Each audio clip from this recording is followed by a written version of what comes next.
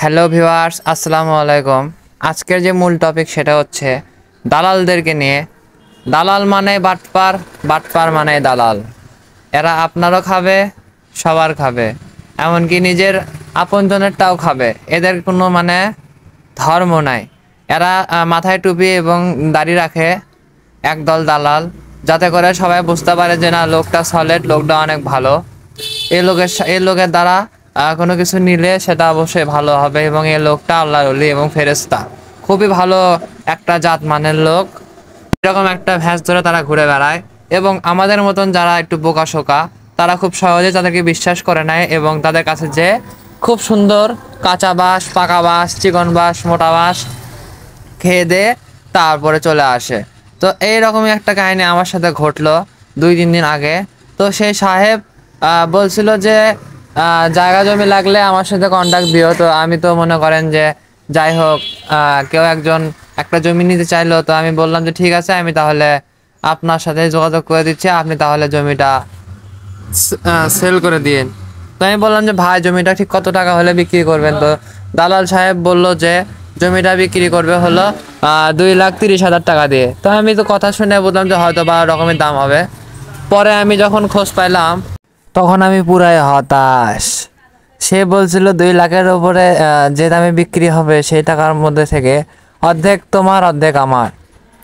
তো আমি সেভাবে কাজ করতে চাইছিলাম, কিন্তু পরবর্তীতে যখন আমি জানতে পারলাম যে এই জমির দাম, যে জমির আসল মালিক সেই জমিটা বিক্রি করবে হলো 1.5 লাখ টাকা শতক করে। তখন মূল কথায় আসি, যদি এখন এটা হচ্ছে 8 শতক জমি, তাহলে 8-এর সাথে এখন আপনারা 50-এর গুণ দেন, তাহলে কত হয়? আসলে বুঝতে পারতেছেন কত টাকা হচ্ছে। এই টাকাটা কিন্তু দালালের লাভ, এবং 2 লাখের উপরে থেকে যে টাকাটা আসবে সেখানে 50% দালালের লাভ। মাঝখানে মুরগিটা কে হলো? মুরগিটা হলাম আমি, আর আমি যে কাস্টমারকে নিয়ে আসবো সেই কাস্টমার। আবার গরুর ক্ষেত্রেও এরকম ধরনের ধরা খাওয়া যায়। ধরে নেন আপনি আপনার পরিচিত একটা ভাই ব্রাদারকে বললেন যে আমি একটা গরু নিব, আমার বাজেট হলো 50,000 টাকা, দেখিস তো তোর খোঁজে যদি কোনো গরু থাকে তাহলে আমাকে বলিস, আমি নিব। এখন ওই লোকটা কি করবে? আশেপাশে কিছু জায়গায় খোঁজ খবর নেবে, নিয়ে সুন্দর করে একটা গরু বের করবে, এবং গরুর দামটা ফিক্সড করবে 40,000 টাকায়, করে বলবে যে ওস্তাদ, তোর গরু আমি 40 দিয়ে বিক্রি করে দিলাম, এখন আমি গরুটাকে নিয়ে যাব, দামাদামি করবো, তুই দাম বলবি 50,000 টাকা, তোর গরু আমি বিক্রি করে দিলাম, উপরে যেটা লাভ সেটা আমার, ঠিক আছে? তারপরে কি হবে? সে আসলো, ওই গরুটাকে 50 দিয়ে নিয়ে দিল, তো লাভ হলো ওখানে ওর 10,000 টাকা। তাহলে দেখেন বুদ্ধি করে দালালেরা ঠিক কত টাকা ইনকাম করে। আসলে বুদ্ধি করে চললে শ্বশুরের বাড়িতে করে খাওয়া যায়, এটাই তার প্রমাণ। দালালদের দেখে সেটা বোঝা যায়। তবে এখন কি আর করার, এইরকম দালালদের পাল্লায় পড়ার থেকে না পড়া ভালো, এবং নিজেরও এতটা নিচু কাজ করা ঠিক না। বুদ্ধি করে চললা ঠিক আছে, কিন্তু পরিশ্রম করতে হবে, হালাল টাকা উপার্জন করতে হবে। অহেতুক অত অতিরিক্ত উপার্জন করে কোনো লাভ নেই, যে টাকার হিসাব আপনি পরকালে দিতে পারবেন না। আপনি কি এমন কাজ করলেন যে আপনি 1 লাফে 50,000 টাকা কামাই করবেন? 50 না, 1 লাফে 4-5 লাখ টাকা কামাই করবেন। এগুলো হলো এক প্রকারের হলো বেঈমানি। মানুষদেরকে যে এত খারাপভাবে ব্যবহার করে সেটা আসল কথা আর বোঝা খুব মুশকিল। আমি তো জানতাম না এতটা এইরকম হতে পারে। নিজে এখন প্রমাণ পাইছি, প্রমাণ পাওয়ার পর থেকে না আমার আসল কথা রুচি উঠে গেছে। মানুষ অভাবে বললে অনেক কিছু করে, ঠিক আছে, কিন্তু তাই বলে এতটা খারাপ কাজ করবে সেটা আমি কোনোদিনও চিন্তা করিনি। এই যে ভিউয়ার্স, আমার এই গরুটা দেখতে পাচ্ছেন, গরুটা কিন্তু মাশাআল্লাহ অনেক সুন্দর একটা গরু, কালো রঙের সুন্দর একটা গরু। আর এটা হচ্ছে পটকা, এটা আমার সব থেকে পছন্দের একটা গরু, যদিও এর লেজটা একটু ছোট। তো লেজ ডাজেন্ট ম্যাটার, লেজ মানুষের চুল যেরকম উঠে গেলে আবার গজায়, সেম লেজ উঠে গেলে লেজের পশম আবার গজায়। এর কিন্তু লেজ কাটা না, এটা মাথায় রাখবেন। এবং এর পাশে যে গরুটা দেখতে পাচ্ছেন, দূর থেকে লক্ষ্য করেন, জুম করে দেখেন, কোনো সমস্যা নেই, 2টা পা দেখা যাচ্ছে এবং পেট দেখা যাচ্ছে। ওই গরুটা হচ্ছে আমার খুব প্রিয় একটা গরু। আসলে সব গরু আমার প্রিয়, কিন্তু আবার মাঝে মাঝে কোনো গরুই আমার ভালো লাগে না। এদের আচার আচরণে আমি এদেরকে ভালোবাসি, এদের আচার আচরণের কারণে আমি এদেরকে আবার ঘৃণা করি। সব কিছু মিলিয়ে আমার এদের প্রতি একটা অন্য রকমের ভালোবাসা কাজ করে। গরু সেক্টরে যদি কেউ আসতে চান চলে আসেন, গরু সেক্টরে কিন্তু প্রচুর মজা। কিন্তু গরুর কাজ কিন্তু অনেক কঠিন, গরুর কাজ কিন্তু সবাই করতে পারে না, গরুর কাজ করা কিন্তু অনেক কঠিন, এটা মানতেই হবে। 2 বেলা 3 বেলা গোবর পরিষ্কার করতে হবে, 1 বেলা করে গোসল করায় দিতে হবে, 3 বেলা খাবার দিতে হবে, অসুখ বিসুখ হলে সেটা সুচিকিৎসা করতে হবে এবং পর্যাপ্ত পরিমাণে টাকা খরচ করতে হবে এদের পিছনে। তাহলে আপনি এদের থেকে লাভ করতে পারবেন এবং পর্যাপ্ত টাকা এই জন্য খরচ করতে হবে যে আপনার তো যদি বাসা শহরে হয়ে থাকে তাহলে কিন্তু আপনার আর কোনো উপায় থাকবে না। আপনি চাইলেও অল্প খরচে গরু পালন করতে পারবেন না, কারণ এরা তো গরু, এদেরকে তো খাওয়াতে হবে। এরা যেহেতু আপনাকে দিন শেষে দিয়েই যাচ্ছে তাহলে তো এদের প্রতি আপনার যত্নশীল হতে হবে। আর আমি বুঝি না, মানুষকে যদি বলা হয় গরু, একটা মানুষ যদি সাজ বলা হয় গরু তাহলে কিন্তু মানুষটা মাইন্ড করে। আবার একটা বাঘকে যদি বলা হয় বাঘ, না একটা মানুষকে যদি বলা হয় বাঘের বাচ্চা তাহলে কিন্তু সে খুব বেশি খুশি হয়, এবং একটা মানুষকে যখন বলা হয় তুই গরুর বাচ্চা গরু, তখন সে রাগ করে। আসলে বিষয়টা হচ্ছে কি, এটা হচ্ছে মানুষেরা বোকা, এরকম রাগ করা ঠিক না। কারণটা হচ্ছে কি, গরু দ্বারা আপনি যতটুকু উপকৃত হচ্ছেন সেটা কিন্তু একটা বাঘ দ্বারা আপনি জীবনেও হবেন না। একটা বাঘ যদি আপনার সামনে এসে পড়ে বা আপনি যদি বাঘের সামনে যা পড়েন তাহলে বাঘ আপনার শিওর মারা হাল দেবে, কামড় দিয়ে খেয়ে নেবে, আপনার মনে করেন যে অবস্থা হালুয়া টাইট হয়ে যাবে, আপনি পিস পিস হয়ে যাবেন।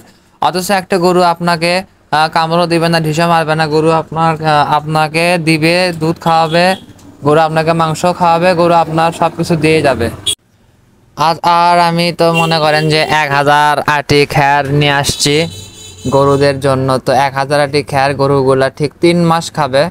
3 মাসে 1000 আটি মোটামুটি ক্লিয়ার হয়ে যাবে, কারণ আমি গরুদেরকে এখন আর ঘাস খাওয়াচ্ছি না, ঘাসের পরিবর্তে খ্যার খাওয়াচ্ছি। কারণ খ্যার খাওয়ালে আমার মনে করেন যে খরচটা অনেকটাই কমে আসতেছে। তার মধ্যে খ্যারের আবাদটা মনে করেন যে ধানের আবাদ করছিল বড়াম্মুরা, এবার তো বড়াম্মু যেটা বললো যে তুই শুধু গাড়ি ভাড়ার টাকাটা দিস, খ্যার আছে এই জমিতে, তুই খ্যারগুলো নিয়ে নিস। এই জন্য এবার আমার আর একটু সহযোগিতা হলো। 1000 যে খ্যারটা পাইলাম, আমার 1000 খ্যারটা দিয়ে 3 মাসে আমি আরামে গরুগুলোকে লালন পালন করতে পারবো, এবং এতে করে আমার লসটা হবে না বললেই চলে যদি গরুগুলো সুস্থ সবল থাকে এবং বড় হয়। আর গরুর বাজার যদি একদম পড়ে যায় তাহলে আলহামদুলিল্লাহ একদিকে ভালো হলো, সেটা কি যে নেক্সটে যখন আর কি আমরা গরুর মাংস কিনতে যাব কিংবা কোরবানির জন্য গরু ক্রয় করতে যাব, অল্প দামে বড় গরু পাবো, মন মতো গরু পাবো, সুন্দর গরু পাবো, এটাই আর কিছু না। আমি গরু পালক হয়েও বলতেছি যে গরুর দাম যেন কমে যায়, গরুর মাংসের দামটা যেন কমে এবং গরুর খাবারের দামটা যেন অবশ্যই কমে। কারণ সিন্ডিকেটটা হয় ওই এক জায়গাতে যেখানে মনে করেন যে খাবারের দামটা বেশি। এই খাবারের দামটা বেশি হওয়ার কারণে খামারিরা কিন্তু হিমশিম খেয়ে যায়, বাধ্য হয়ে কিন্তু গরু কম দামে বিক্রি করে। কিন্তু এই কম দামে বিক্রি করাতে কিন্তু আমাদের দেশে কিন্তু উদ্যোক্তার কিন্তু অভাব দেখা দেবে একটা সময়। সবাই যদি গরু পালা বাদ দিয়ে দেয় তো সেই সময় কিন্তু আমাদের দেশে কিন্তু গরুর কিন্তু একটা ঘাটতি দেখা দিবে। যদিও আমাদের বাংলাদেশে কিন্তু পর্যাপ্ত পরিমাণের মানুষেরা গরুর মাংস খুব পছন্দ করে, মাংসের দিক দিয়ে বলেন, দুধের দিক দিয়ে বলেন, মানে গরুর মাংস এবং দুধ ছাড়া কিন্তু মানুষ চলতে পারে না। তো মাংস, দুধ আর হচ্ছে ডিম, এই 3টা হলো আমাদের বাংলাদেশের জাতীয় খাবার বললেই চলে, এবং মাছ। আর যে যে জিনিসগুলো মানুষের বেশি বেশি প্রিয় খাদ্য, সেই খাদ্যাভ্যাসের দাম একটু বেশি। এর ভিতরে এখন ডিম এখন বর্তমানে 46 টাকা হালিতে পাওয়া যাচ্ছে, 46 বা 45 টাকা হালিতে পাওয়া যায়। এবং গরুর মাংস 650 টাকা থেকে 700 টাকা পর্যন্ত পাওয়া যায়, 750 টাকাতেও বিক্রি হয় অনেক জায়গাতে। বিশেষ করে একটু শহর অঞ্চলের যেগুলো হাট বাজার সেখানে 700 টাকা 750 টাকা দিয়েও গরুর মাংস বিক্রি হয়ে থাকে। এবং আমি খাসির দামটা বলতে পারলাম না, কারণ খাসি আমি পালন করছি ঠিক আছে, এবং খাসির মাংস আমি খাই না, যে জন্য এই বিষয়ে আমি জানা নাই খাসির বর্তমান মাংসের দাম কত করে কেজি। তবে আমার গরুর প্রতি একটা আইডিয়া আছে, কারণ আমি গরু পালন করতেছি, গরুর প্রতি আমার একটা অন্যরকম বিশ্বাস আছে। আর এই গরুটাই আসলেই একটু দুষ্ট প্রকৃতির গরু, নিজের শাড়ির উপরে নিজে দাঁড়া থাকে এবং বাইরে কি দেখে ওরাই ভালো জানে। আর এখন মাঝে মাঝে গরুদের সর্দি মর্দি লাগে হালকা পাতলা, গরুদের নাক দিয়ে ঝোল পড়ে। তো ঝোল পড়ার মূল যে কারণ সেটা হচ্ছে যে ঠান্ডা আবহাওয়া, যদিও সব গরুর পড়ে না। ওই যে কালো যে গরুটা দেখতে পাচ্ছেন, ওই গরুটারই একটু সর্দির সমস্যা। তো ইহা কোনো বড় বিষয় না, এটা খুব সাধারণ একটা বিষয়। আর বর্তমান যে জেনারেশনের জিনিস আমি লক্ষ্য করে দেখলাম, ম্যাক্সিমাম পোলাপানের গেট আপ দেখে মনে হয় হাই হাই হাই, এর তো অনেক কিছু আছে, এর তো মানে চলাফেরা দেখে বোঝা যাচ্ছে যে খুব এর পার্সোনালিটি অনেক ভয়ানক, এর কোটি কোটি টাকার অনেক আছে। কিন্তু আসলে তো পরে খোঁজ নিয়ে দেখা যায় কিচ্ছু নাই, কিন্তু চলাফেরা এমনভাবে করে মনে হয় যে সেই মানে ভয়ঙ্কর একটা অবস্থা। Smart boy, handsome boy, young man, আরো কত কি, তাই না? এরকম তো মনে হয়। কিন্তু আমার কথা হচ্ছে, তোমার যোগ্যতা ততটুকু, তুমি শিখ ততটুকুই মানুষকে দেখাও, কিংবা ওইভাবে চলাফেরা করো। তুমি তোমার যোগ্যতা যখনই অতিক্রম করে যখনই কিছু করার চেষ্টা করবা, সেটা হবে শো অফ অথবা চাপ্পা টাইপের একটা কি জানি বলে, ফাপড় বাস, এইরকম আর কি। তো আমি এইসব জিনিস একদম পছন্দ করি না। এই যে দেখেন ভিউয়ার্স, এই মুরগিটা কিন্তু অলরেডি ডিম পাড়তে পারতে কুচা লাগার অবস্থা, তারপরেও আজকে একটা ডিম দিয়েছিল। আর এই যে দেখেন ভিউয়ার্স, কতগুলা খড় আনছি, আলহামদুলিল্লাহ। এই খড়গুলো দিয়ে আমি 3টা মাস আমি খুব শান্তিতে গরুগুলোকে লালন পালন করতে পারবো। এবং আল্লাহর যদি রহম থাকে, আমি আরও কিছু খড় কিনবো। মানে আমি নিয়তি নিছি যে এবার আমি খড় কিনে একদম স্টক করে রাখবো, যেন আমার পরবর্তীতে খড়ের জন্য কোনো রকমের পেইন না হয়। কারণ আমি যখন মানে মাঝখানে যে ধান যখন কাটা হয়নি আর কি, তখন শুকনো খড় কিনে খাওয়ানো লাগতেছিল। 10 টাকা পর্যন্ত আমি 1 আটি খড় কিনে খাওয়াছি গরুদেরকে। এবং তখন আমি ভাবছি যে যদি এরকমই চলে, তাহলে হয়তো বা আমি টিকতে পারবো না, আমার গরু পালা হয়তো এখানে শেষ হয়ে যাবে। আর এটা হচ্ছে আমার বিড়াল, দেখেন আমি ফেলে দিলাম, একটু মানে ব্ল্যাক কালারের। তো মানে এর নাম রাখছি আমি লাকি। সবাই তো ব্ল্যাক কালারকে আনলাকি বলে থাকে, তো আমি মনে করি যে না, এরা আনলাকি না, এরা হচ্ছে লাকি। এদেরকে সবাই অবহেলার চোখে দেখে, তো আমি আসল কথা অবহেলার চোখে দেখাটা পছন্দ করি না। অবলা প্রাণী, আল্লাহ যেহেতু বিড়ালকে হালাল করছে, একটা হালাল প্রাণী, এই প্রাণীটাকে পালন করা যায়, কোনো সমস্যা হওয়ার কথা না। তো সাদা হোক, কালো হোক, লাল হোক, গায়ের রং যেটাই হোক, অবহেলা করাটা ঠিক না। যেমন একটা হুজুরি আরেকদিন এসে আমার বিড়াল দেখে বলতেছে যে তুমি এই বিড়ালকে কেন পালতেছো, এই বিড়ালকে তুমি পালো না, এই বিড়ালের সমস্যা হবে। আমি বললাম কি সমস্যা হবে? বলতেছে যে ছোট বাচ্চাদের নাকি চোখের দিকে যদি এই বিড়ালের চোখ যায়, তাদের নাকি ছোট বাচ্চাদের জ্যোতি কমে যায়। তো এই যে এরকম আধ্যাত্মিক কিছু কথাবার্তা শুনে আমি হতাশ, একটা হুজুর হয়ে এরকম কথা বললো। আর ভিউয়ার্স, এই যে লক্ষ্য করেন, একটা বিড়াল দৌড় দিচ্ছে। এই বিড়ালটা আসলে আমার ভাস্তি পালন করে, আমার খুব পছন্দের বিড়াল এটা। আর এটা হচ্ছে ওর মা। আর ওই যেটা কুকুর দেখতে পাচ্ছেন, এই বাড়ির সদস্য। মানে এই বাড়িতে ভ্যারাইটি রকমের প্রাণী পালন করা হয়, কম বেশি সবই আছে। কুকুর, বিড়াল, মুরগি, শুধু হাঁস নেই। হাঁস না থাকার কারণটা হচ্ছে এ বাড়িতে মনে করেন যে পুকুর নাই। পুকুর থাকলে হয়তো বা হাঁসও পালন করা হতো।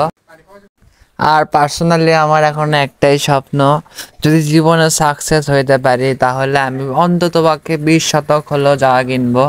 20 শতাংশ জায়গা কিনবো, রাস্তার পাশে হতে হবে। এবং সেই রাস্তার পাশে যে বাগানটা হবে, সেখানে আমি একটা ছোট্ট ঘর বানাবো নিজের থাকার জন্য। এবং বাদ বাকিটা আমি আমার পছন্দের যে সকল পশু পাখি আছে, যেমন হাঁস, মুরগি, গরু, ছাগল, কবুতর ইত্যাদি যে সকল প্রাণী আমি ভালোবাসি, অল্প অল্প করে আমি সব কটা প্রাণী আমি আস্তে আস্তে ক্রয় করব। ক্রয় করে নিয়ে এসে আমি সেগুলা পালন করব, সময় কাটাবো। একটু 2-3 শতক জায়গার উপর একটা পুকুর খনন করে সেখানে মাছ পালবো, এমন আমার স্বপ্ন। এখন কতদূর আমি এগোতে পারি এই বিষয়ে আমার কোনো ধারণা নাই। তবে যেহেতু স্বপ্ন দেখতেছি, আল্লাহ যদি চায় তাহলে অবশ্যই সেটা পূরণ হয়ে যাবে। তবে এই খায়ারগুলো দেখে আমার না মনটা অনেক ভালো হয়ে গেছে। কারণ একটা সময় এমন ছিল যে খড় খড় করে আমার খুব পেইন হয়ে গেছিলো, যে খড় আমি কই পাবো, খড় কার থেকে কিনবো, কী হবে না হবে, খুব ঝামেলা। আর এই মোরগটা দেখতে পাচ্ছেন না, এই মোরগটা কালকে হারাই গেছিলো। আচ্ছা যাই হোক, হারানোর পরে সেটাকে আমি বিকালবেলা ফেরত পাইছি। আর হারানোর মূল যে কারণটা, সেটা হচ্ছে আমার কুকুরই আমার মুরগিকে দিয়েছে ধাবার। তা মোরগের পাহাড়টা কাটা ছিল, যার কারণে মোরগটা উঠতে পারেনি। সে এক দৌড়ে অনেক দূর চলে গেছিলো, একদম চলে গেছিলো। তারপরে আর ধরতে পারলাম না, কই যে চলে গেল, আর হারিয়ে গেল, মনটাই খারাপ। আর আমার শখ যে আমি এই মোরগটাকে আমি রাখবো, এই যতদিন হায়াতে বাঁচে আমি এটাকে রাখবো, পুষবো। এবং দেখবো যে আসল কথা এ কতটুকু মানে বড় হয়, এর ফিউচারটা কেমন। আর ওর যেগুলো বাচ্চা কাচ্চা পাবো, সেগুলোকে বাসায় রাখার চেষ্টা মানে করবো, এটা হচ্ছে আমার ইচ্ছা আছে। কিন্তু সেই ইচ্ছাটা কালকে আমার ফেলুদা হতেই নিছিল। আমি ভাবছিলাম যে যেটা হয়তো চলে গেছে আর পাবো না, হয়তো কেউ ধরে খেয়ে নেবে, নাহলে শিয়াল বিড়ালে যেটাই হোক, কুকুর টুকুর ধরে হয়তো বা খেয়ে ফেলে দেবে, এরকম একটা চিন্তাধারাই আমি করছিলাম। কিন্তু আল্লাহর অশেষ রহমতে, আল্লাহ মানে কি যে আমি শুকরিয়া আদায় করবো আমার কোনো আইডিয়া নাই, যদিও পেয়ে গেছি। আর ভিডিও আর আমার আসল কথা, ভিডিও কোয়ালিটি খুব একটা ভালো আসে না, যার কারণটা হচ্ছে কি আমার ফোনের ক্যামেরা খুব একটা ভালো না। তবে খুব তাড়াতাড়ি আমি একটা মানে আইফোন নেওয়ার ইচ্ছা আছে, যদি টাকা পয়সা ইনকাম করতে পারি। আমার চ্যানেলটা যদি ভেরিফাই হয়ে যায় না একবার, তাহলে আমি হয়তো একটা আইফোন নেওয়ার কেনার ঝুঁকি নিতে পারি, কিন্তু তার আগে আমি নিব না। কারণ ভিউয়ার্স, হয়তো একটা ফোন কিনে আমি সেই ফোনটা দিয়ে করবো কি? আমার তো শো অফ করার জন্য ফোনের প্রয়োজন নেই। আমি ফোন যদি কিনি, ওটা অবশ্যই ভিডিও করার জন্য কিনবো, আপনাদের মাঝে যেন ভালো ভালো ভিডিও দিতে পারি সেই জন্য কিনবো, আপনারা যেন দেখে মজা পান সেই জন্য নিব, এটাই আর কিচ্ছু না। আর মজা বলতে যেন আপনারা কিছু শিখতে পারেন, এই একটা কারণে আর কি আমি চেষ্টা করব। এই যে দেখেন, আমি যে খাবারটা দিয়ে থাকি সবসময়, এখন এদিকে খড় মাখা, খড়ের সাথে সুন্দর করে আমি একটু মানে গুঁড়া ভুসি, একটু ফিট, একটু পানি দিয়ে একদম মাখা মাখা দিয়ে দিই। ওরা এটাই মজা মজা করে খায়, এতে করে পেটটাও ভরে যায়, অত হাম্বা হাম্বাও করে না, খড়টাও কম লাগে, দিন শেষে একটু হলেও টাকাটা সঞ্চয় হচ্ছে। এদেরকে আপনারা যত সঞ্চয় করবেন তত ভালো। আর যেহেতু আমি এই গরুগুলাকে লালন পালন করব, কোরবানি ঈদের 15 কি 20 দিন পরে আমি এই গরুগুলাকে সেল করবো, আমার এই নিয়তটাই আছে। ততদিন পর্যন্ত পালন করতে চাইলে।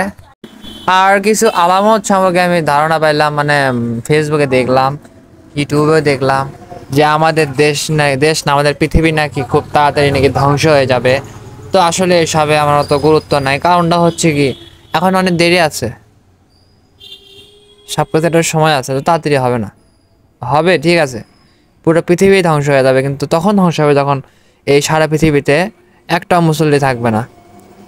সব মুসল্লি যখন একদম কাফেরে পরিণত হয়ে যাবে, সবাই যখন নষ্ট হয়ে যাবে, তখন এই পৃথিবীটা ধ্বংস হয়ে যাবে। এটা আমার জানা মতে। এখনও আমার জানা মতে আমাদের এই পৃথিবীতে অল্প কিছু মুসলিম আছে যারা অনেক ভালো, অনেক ইমানদার, 5 ওয়াক্ত নামাজ পড়ে, মানুষের উপকার করে। তো তাদের জন্য হলে পৃথিবীর আরও টিকে থাকবে, এটা আমার ধারণা। আর দেশ ও দেশের বাইরে থেকে যারা আমার ভিডিও দেখতেছেন, বিশেষ করে যারা প্রবাসী ভাইয়েরা, প্রবাসী ভাইদের উদ্দেশ্যে আমার একটাই লাইন: প্রথমে টাকা ইনকাম করেন, টাকাটা নিজের ব্যাংকে রাখবেন, এবং নিজের যদি মা বোন বা বউ টউ থাকে, তাদেরকে হাত খরচের টাকা দিবেন। নিজের সম্পূর্ণ ক্যাশ টাকা তো না একবারে দিয়ে দিয়েন না, তাহলে কিন্তু বিপদ, কথাটা মাথায় রাখবেন। যাই হোক ভিউয়ার্স, ভালো থাকেন, সুস্থ থাকেন, আসসালামু আলাইকুম।